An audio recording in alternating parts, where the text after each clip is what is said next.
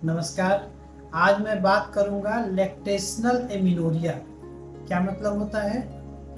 जैसे ही प्रेगनेंसी होता है, प्रेगनेंसी के बाद पीरियड नहीं आता है। ये क्यों होता है?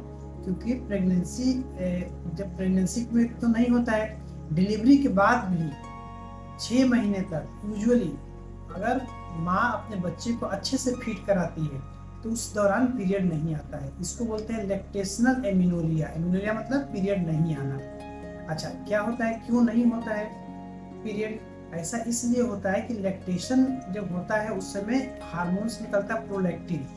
प्रोलैक्टिन क्या करता है कि ओवुलेशन को, अंडा बनने को रोक देता है। इसका क्या क्या फायदा होता है? एक तो पीरियड नहीं आएगा तो शरीर का ब्लड बचा रहेगा माँ के अंदर। एक तो क्योंकि डिलीवरी के दौरान जो ब्लड लॉस होता है उससे हेल्प मिलता है। दूसरा, ओवुलेशन नहीं होगा तो प्रेगनेंसी रुकने का चांस भी कम होगा।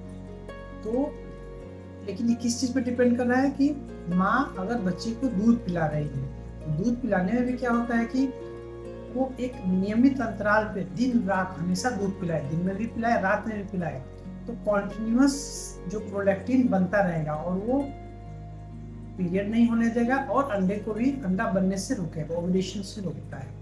लेकिन अगर आप जैसे बहुत से माँ आजकल डब्बे का दूध पिलाती है, बाहर का दूध पिलाती है, टॉप फीड कराती है, तो उसमें क्या होगा कि वो बाहर का दे रही है तो इस बीच में वो दूध नहीं पिलाने से हार्मोन्स नहीं निकलेगा और उस बीच में प्रोलैक्टिन का लेवल कम होने से पीरियड भी जल्दी आ सकता है और ओवुलेशन भी हो सकता है। तो ये टॉपिक चुनने का क्या पर्पज है?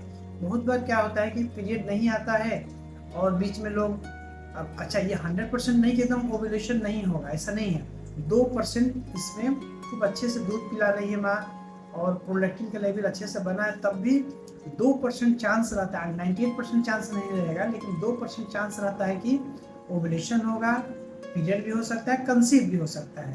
तो होता क्या है कि बहुत से लोग सोचते हैं कि डिलीवरी हो गया, पीरियड नहीं आ रहा है तो प्रेगनेंसी रुकने का चांस कम है और वो कोई भी कॉन्ट्रासेप्शन या कोई भी गर्भ निरोधक साधन का उपयोग नहीं करते हैं और तुरंत बच्चा रुक जाता है। और ये अनवांटेड प्रेगनेंसी होता है क्योंकि कोई भी माँ नहीं चाहती है कि जैसे उसका बच्चा छोटा है तुरंत प्रेग्नेंट हो जाए, ऐसा कोई नहीं चाहता है। लेकिन बहुत बार लोग आते हैं कि अरे सर, क्या होता था कि पीरियड नहीं आ रहा था और उसी में बच्चा भी रुक गया। क्योंकि कभी कभी इसमें होता भी है कि ओवुलेशन हो गया, प्रेगनेंसी रुक जाएगा। तो अब हमारा ये है कि अगर पीरियड नहीं आ रहा है और माँ अच्छे से दूध पिला रही है, टॉप फीड नहीं करा रही है, तो उसमें प्रेगनेंसी रुकने का चांस नहीं है। फिर भी अगर लंबे समय तक पीरियड नहीं आ रहा तो आपको अपना प्रेगनेंसी टेस्ट कर लेना चाहिए, करते रहना चाहिए। ऐसा क्यों? क्योंकि आप नहीं चाहते हैं कि बच्चा रुके और उस दौरान बच्चा रुक भी सकता है। तो आपको नियमित अपना टेस्ट करना चाहिए या कोई अच्छा मेथड यूज करना चाहिए।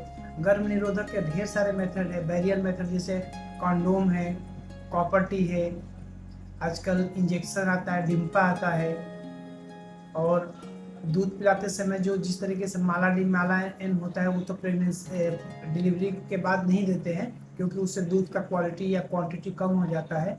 लेकिन कुछ आते हैं प्रोजेस्टेरॉन ओनली पिल जो डिलीवरी के समय या लैक्टेशन के समय दूध पिलाने वाली माँ भी यूज कर सकती है। उससे कोई दूध के क्वालिटी और क्वांटिटी पर असर नहीं पड़ता है, तो वो ले सकते हैं। कोई और मेथड यूज करना रहता है अगर आप चाहते हैं, क्योंकि निश्चित रूप से कोई भी माँ नहीं चाहती है या कोई भी पेरेंट्स नहीं चाहते कि तुरंत कंसीव हो। लेकिन अगर मान लीजिए कोई कंसीव हो ही गया और हमारे पास आता है, हम लोग उसको क्या ऑप्शन देते हैं कि एक तो ये है कि अगर वो अच्छे से केयर करे, अपने उनके घर में सपोर्ट सिस्टम अच्छा हो तो प्रेगनेंसी कंटिन्यू भी कर सकता है। और अगर उसके बच्चे 2 हैं और अनवांटेड है, बच्चा नहीं चाहते हैं, तो हम लोग फिर उसको एबॉर्शन का सलाह देते हैं और एबॉर्शन के जो उसके लिए फिट मेथड होता है वो बताते हैं। तो लैक्टेशनल एमेनोरिया बताने का हमारा पर्पज है कि पीरियड नहीं आने को आप ये मत समझे कि बच्चा रुक नहीं सकता, बच्चा रुक सकता है। तो आप कोई अच्छा साधन यूज करें कि बच्चा न रुके, और अगर बच्चा रुक ही गया तो फिर आप जरूर आगे क्या चाहते हैं।